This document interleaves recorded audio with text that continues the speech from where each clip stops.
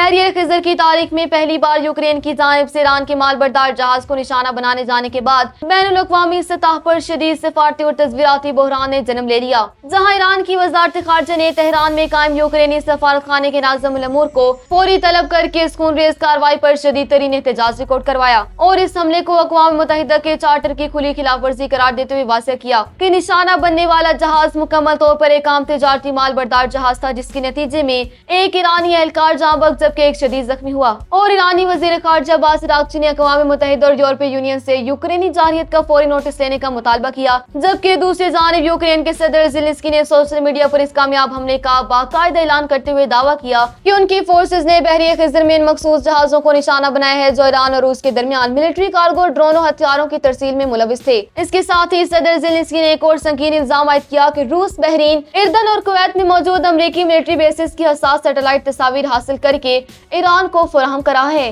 ताकि खित्ते में कशीदगी फैलाई जा सके, जबकि दिफाई तजज़ियाकारों के मुताबिक कैस्पियन सी जो अब तक रूस और ईरान के लिए महफूज तरीन तस्वीराती पुल समझा जाता था, वहाँ यूक्रेन के इस हमले से साबित होता है कि रूस यूक्रेन जंग का दायरा कार अब बाकायदा तौर पर मशरिकी वुस्ता और खलीजी खित्ते तक फैलने का शदीद खतरा पैदा हो चुका है।